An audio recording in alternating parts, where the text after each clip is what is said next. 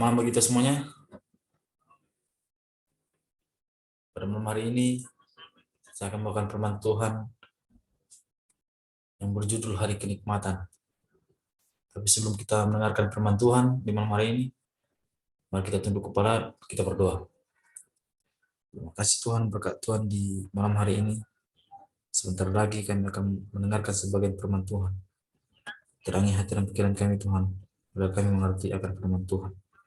Berkati kami malam ini Tuhan, berkati orang-orang berkekurangan, ampunkan segala dosa kami, di dalam Tuhan Yesus kami berdoa. Amin. Judul firman Tuhan pada malam hari ini yaitu Hari Kenikmatan. Kenapa disebut Hari Kenikmatan? Di dalam kitab Kejadian 2 ayat 2, ketika Allah pada hari ke-7 telah menyelesaikan pekerjaan yang dibuatnya itu, berhenti ia pada hari ke-7 dari segala pekerjaannya telah dibuatnya itu. Jadi hari Sabat itu artinya adalah Tuhan meminta kita pertama untuk menguruskan hari Sabat. Di dalam buku Alkitab yang kita baca, bahwa hari Sabat itu adalah hari perhentian, yaitu hukum Taurat Tuhan yang keempat. Ingat dan kuduskan hari Sabat.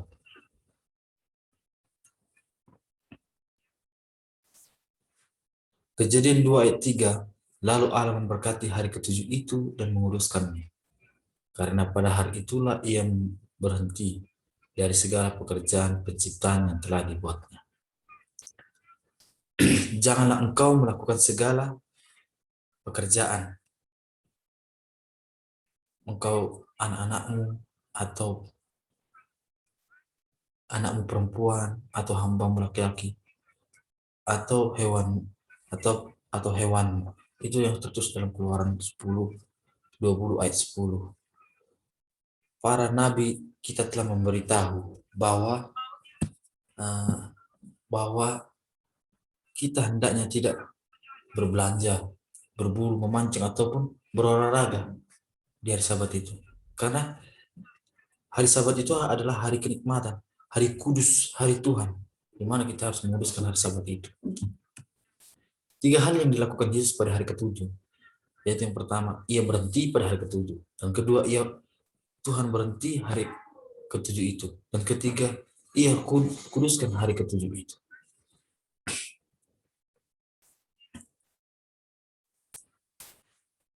Ia berhenti hari ke-7, yaitu karena waktu Tuhan menciptakan segala yang ada di bumi ini, dia berhenti pada hari ke-7. Dan setelah Tuhan berhenti di hari ke-7, Tuhan memberkati hari ke-7 itu dan menguduskan hari ke-7 itu, yaitu hari Sabat, di mana kita hendaknya sebagai contoh kita dapat menguduskan hari Sabat dengan menghadiri pertemuan di gereja, membaca tulisan suci dari perkataan para pemimpin gereja, ataupun mengunjungi orang yang sakit, ataupun melawat. Kita fokus kepada hari Sabat yang Tuhan telah ajarkan kepada kita. Dalam memutuskan apa saja kegiatan yang lain dalam kehidupan secara pantas kita dapat lakukan pada hari Sabat, kita dapat bertanya kepada diri sendiri, akankah itu meneguh dan mengilhami diri kita? Apakah itu memperlihatkan rasa hormat kita bagi Tuhan? Apakah itu mengarahkan pikiran kita kepadanya? Jadi pikiran mengenai sesuatu yang kita dapat untuk meningkatkan upaya untuk menguduskan hari Sabat. Jika kita adalah orang tua atau nenek, atau pikiran kita dapat melakukan hal-hal yang sewajarnya di hari Sabat itu, maka kita harus memahami tentang makna hari Sabat, yaitu menolong sesama, dan pikiran kita fokus kepada Tuhan. Jadi kita harus belajar tentang apa yang diajarkan Tuhan di hari Sabat itu bagi kita.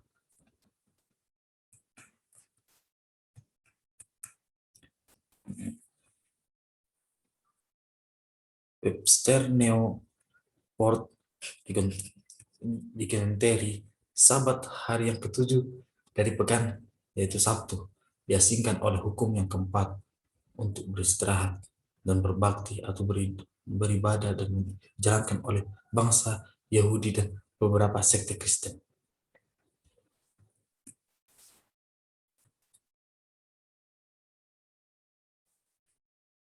Dan Sabat juga dikatakan minggu seperti hari yang biasa digunakan oleh orang Kristen lainnya untuk beristirahat dan berbakti dan beribadah. Itu bisa disebut seperti orang Kristen lain yang di luar sana. Di hari Minggu itulah mereka beribadah dan menggunakan hari Minggu itu adalah peribadatan bagi mereka. Hari apakah hari Sabat itu? Dalam Lukas 23:46, lalu Yesus berseru dengan suara nyaring, "Ya Bapa, ke dalam tanganmu aku serahkan nyawaku." Dan sesudah berkata demikian, ia menyerahkan nyawanya. Pada saat di kayu salib, kata-kata terakhir Tuhan Yesus di kayu salib, dia minta pengampunan kepada Tuhan. "Kuserahkanlah nyawaku, ya Bapa, ke dalam tanganmu lah kuserahkan nyawaku."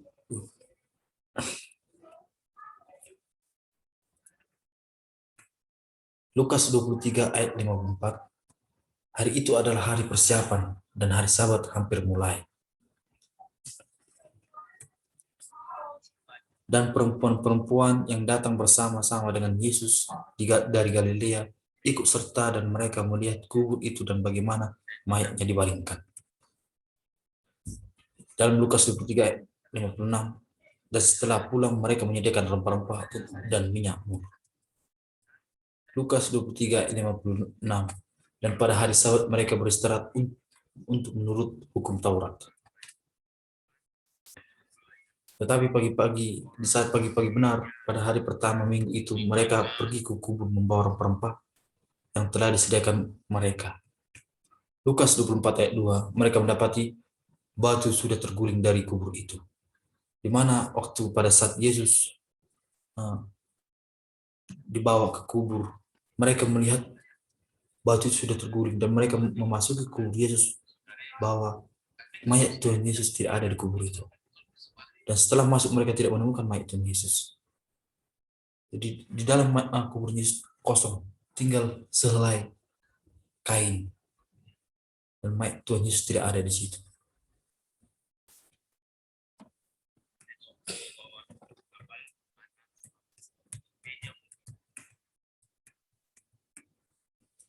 Kematian, dikubur, kebangkitan. Yesus disalibkan lalu dikuburkan. Yesus berada di dalam kubur. Yesus bangkit. Hari persiapan Jumat, hari Sabtu adalah hari Sabat. Hari pertama adalah hari Minggu. Di sini bisa kita pelajari apa yang benar-benar yang diajarkan oleh Tuhan kepada kita di dalam kehidupan kita untuk menikmati hari Sabat, yaitu hari pergantian Yesus. Sabtu, Yaumus Sabti disebut pula berasal dari bahasa Ibrani, yaitu dari kata Sabat. Di hukum keempat, yaitu hukum Taurat keempat, Keluaran 20 ayat 8, ingat dan kuduskan hari Sabat. 6 hari lamanya kita bekerja. 6 hari lamanya engkau bekerja dan melakukan segala pekerjaan. Tetapi hari ketujuh adalah hari Sabat Tuhan Allah. Maka jangan melakukan sesuatu pekerjaan engkau atau anakmu laki-laki atau anakmu perempuan atau hambamu laki-laki atau hambamu perempuan dan hewanmu atau orang asing yang di tempat kediamanmu.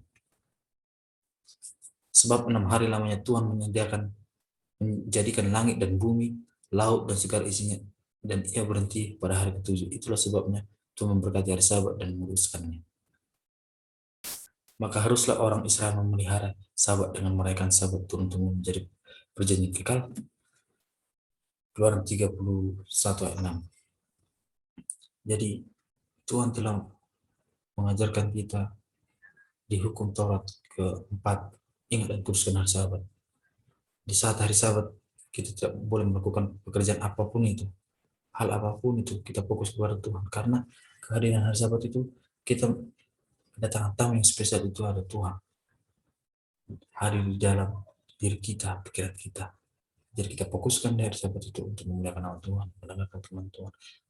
Kita juga bisa melawat, melihat teman kita yang sedang sakit, kita doakan dia.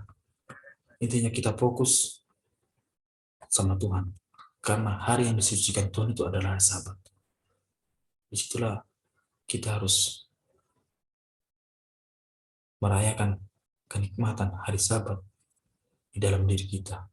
Karena bangsa Israel memelihara hari Sabat itu turun-temurun dan menjadi perjanjian yang kekal sampai sekarang ini, sampai kita sekarang ini tetap mengadakan hari Sabat, menguruskan hari Sabat. Tuhan sudah mengasingkan satu hari buat kita bersekutu kepadanya. Tuhan adalah tamu istimewa kita pada hari Sabat. Di sana sudah dikatakan bahwa hari Sabat adalah hari Sabtu. Menurut hukum Taurat, kita harus beristirahat dari segala pekerjaan kita. Jadi Tuhan sudah mengasingkan hari Sabat itu. Dari 6 hari 1 minggu kita bekerja lamanya. Tuhan sudah mengasingkan satu perhentian, yaitu di hari ke-7 adalah hari Sabat. Jadi di hari Sabat kita harus apa saja berkat-berkat yang kita dapat ketika kita menguruskan hari Sabat. Jika kita menghormati hari Sabat, saat itu kita menghormati hari Sabat, kita dapat menerima berkat, kita dapat menerima rohani dan dunia yang di luar biasa. Tuhan telah berfirman bahwa jika kita memahami, mematuhi firman Tuhan dari Sabat dengan hati yang berterima kasih dan gembira, kita akan dipenuhi dengan sukacita yang Tuhan telah janjikan kepada kita. Itulah yang kita dapat di hari Sabat. Jadi jika pikiran kita fokus kepada Tuhan, karena di hari Sabat itu adalah hari perhentian yang sangat spesial, karena tamu kita adalah Tuhan. Jadi kita harus kuatkan hati dan iman kita persiapkan semuanya hanya untuk Tuhan. Jadi apapun yang kita rasakan, yang kita alami di hari Sabat ini adalah hari yang luar biasa yang telah Tuhan sediakan buat kita. Karena di dalam 1 minggu kita telah melakukan pekerjaan kita, aktivitas kita semua kita sudah lakukan. Sama seperti Tuhan sudah menciptakan sisi yang ada di dunia ini, penciptaan Dia. Dan pada hari itu, hari ke-7 Tuhan beristirahat dan Tuhan menguruskan hari Sabat itu dan diberkati juga hari Sabat itu. Kalau kita mengikuti apa yang diajarkan Tuhan kepada kita, hidup kita akan selalu senang, bergembira, karena apa yang Tuhan ajarkan itu kita ikuti. Itu yang kita prioritaskan dalam hidup kita. Karena setiap hari Sabat adalah hari ke-7. Itulah hari kudus, hari yang suci, hari yang kudus yang ditetapkan oleh Allah bagi kita untuk beristirahat dari pekerjaan apapun itu. Kita serta beribadah kepadanya. Kita beribadah kepadanya. Itulah hari Sabat. Jadi pelajaran yang bisa kita ambil di malam hari ini tentang hari Sabat. Apapun yang kita alami dalam kehidupan kita, pekerjaan kita, jangan kita lupa tentang hari Sabat. Ingat dan kuduskan hari Sabat. Terima kasih. Tuhan memberkati.